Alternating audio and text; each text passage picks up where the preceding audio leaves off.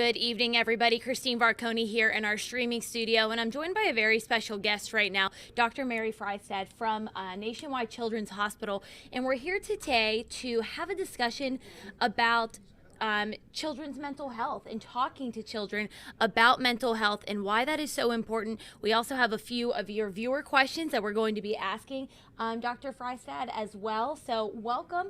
Thank you for joining us, and tell us a little bit about yourself.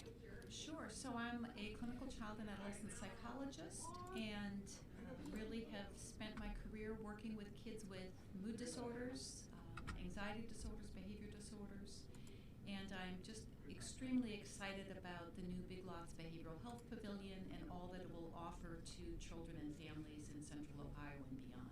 That's awesome. And we want to thank everybody for watching. We are actually getting lots of comments here on our Facebook page already, basically saying it's about time that we have this conversation. And when should the conversation start? I know you and Darlene kind of went over that when you got major appearance on TV just a few minutes ago, but I think it's important to emphasize and really let everybody know, when should you just start the discussion about mental health, and how do you start that with your child?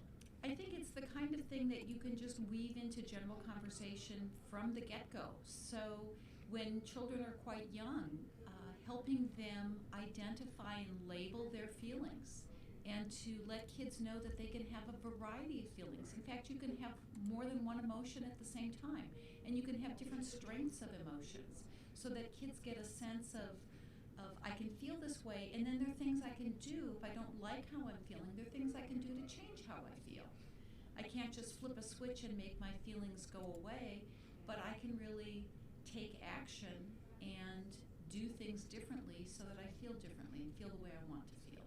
And the And way your parents can coach kids on that. and the way your child feels is different than the way you feel, correct? It often is. So, And can you talk about that? Sure. So it's really important for parents not to tell their children how they should feel, because we feel whatever we feel. It may be, if I'm feeling really angry, it doesn't mean that I have the right to hit my brother, but I can be really angry.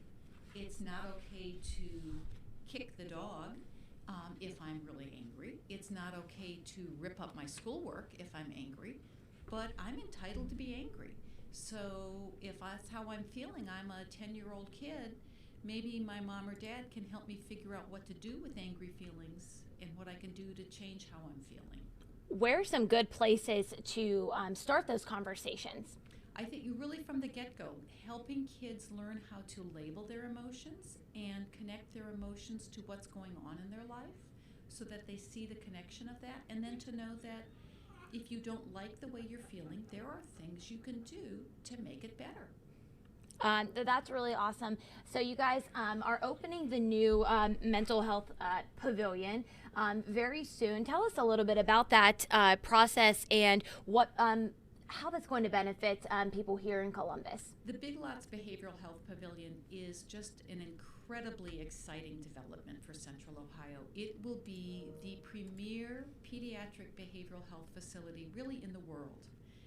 We are extraordinarily fortunate that we have that kind of philanthropy in Central Ohio to be able to build just an amazing facility. And I give Nationwide Hospital tremendous credit for really putting so much energy and concern into behavioral health. We have a few questions here that viewers have sent in. We asked them for that earlier today, so you're here to help answer those questions. So Nicole asked, how do you balance your child's mental health and well-being or education? Both are important, but if your child misses school due to depression or anxiety or being bullied, you get in trouble for so many unexcused absences. Even as an adult, I've had times where it's hard for me to leave my house when my child's mental health is being affected. He can't learn. He's been failing all year, and that's him trying different meds and with counseling. Right. So it's not uncommon, particularly when kids are feeling anxious, to avoid school. And it's really important that the treatment team works with the child and the family to support school reentry. There are really a finite number of days that you can miss in a school year, and still pass that grade. If there's a reason that the child maybe has been hospitalized for a longer period of time, then working out a treatment plan with the school and having the therapist help the family negotiate that with the school, so maybe they'll get some home-based tutoring, or they will work some other kind of an arrangement out with the school so that the class credit is still accomplished. That's a really important thing. So it's critical. It's critical that they really work closely with the school and the treatment team. And is that something you guys will be doing, assisting with at the new mental health pavilion? Right. So really both the inpatient treatment for kids who come into the hospital, part of the treatment planning and the discharge planning is how to reintegrate the child into school. And so sometimes kids might go back for half days at a time, then they take the rest of the work home with them. They might have a couple of days before they're ready to go back into the school, but developing that transition plan is really part of the discharge planning. If this is somebody who's really being treated on an outpatient basis, then again, the therapist can help them really develop a plan to get them into the school, and it oftentimes means teaming up with the school counselor to maybe the parent will get the child to the front door of the school, and the school counselor will walk out and escort the child into the classroom. So it's really creating partnerships and treatment teams between the mental health professionals, the school professionals, and the family. Great.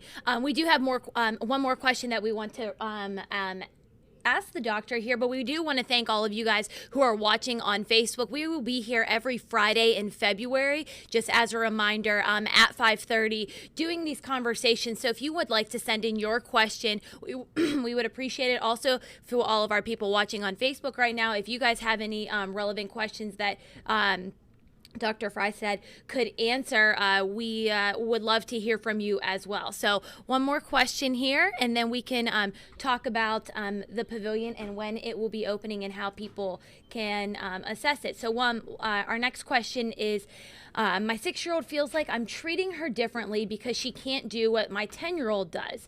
How do I help her not feel this way? That's a great question. Sure. So it's important to let your 6-year-old know that she is your favorite 6-year-old on the face of the earth. And when your 10-year-old was 6, he did the same things that you're allowing your 6-year-old to do. And rules are different because people are different. And when she is 10, she will be doing things that she isn't doing now. And we are all different people with different needs, and it's really important to celebrate those differences. Awesome. Tell us about the new mental health pavilion, when it will be opening. Is it open already? I know there's an open house coming up. We've got people asking how they can get their children in there. Sure. So there's information online about how to call for services. There's a general intake number. There are also crisis numbers that families can call if they're feeling a need for emergency services. But the Behavioral Health Pavilion is tremendously exciting. I personally move in 4 weeks from today. I'll be in my new office. I'm very excited. There is a general open house for the public on March 1st. I'd encourage people to come by and see the amazing features of this new hospital. There will be really open spaces, bright sunshine. The atmosphere is very calming. I was speaking with the inpatient medical director today, and he talked about doing a walk through the unit, and just walking through it, he could feel that sense of environmental calm. And there's been tremendous thought put into the details of how the rooms are organized and the layout of the floor plan, so that kids really will have a very positive experience in the building itself. That's wonderful. It sounds amazing. I know you guys have worked really hard on it, and it's really a first of its kind innovation, and we're so lucky to have it here in Central Ohio. I'm going to wrap this up here by telling you guys all this information. So we posted a link in the description of this video. You can check that out with information on how to get in touch with Nationwide Children's Hospital. But we do just want to emphasize, if someone you care about is in an emergency, a life-threatening situation, call 911 or go to an emergency department. For crisis situations that are not life-threatening, please call your county psychiatrist crisis number in Franklin County. That number is 614-722-1800, and that is for youth and adolescents 17 and under. If you are 18 and older, if your child is 18 and older, you should call 614-276-2273. And again, if somebody you care about is having thoughts of suicide or needs to talk, encourage them to contact the National Suicide Prevention Lifeline at 1-800-273-8255, or if you prefer, you can text START to 741-741. Again, we want to thank you so much for being here with us today. All the information that we just laid out will be in the story on our website, NBC4i.com. The link to that is in the description of this video, as well as in the comments. We want to thank everybody for the warm reception to this conversation. And again, we will be here every Friday in February at 5 o'clock. Thank you guys so much for being here, and thank you, Dr. Freishead, as well.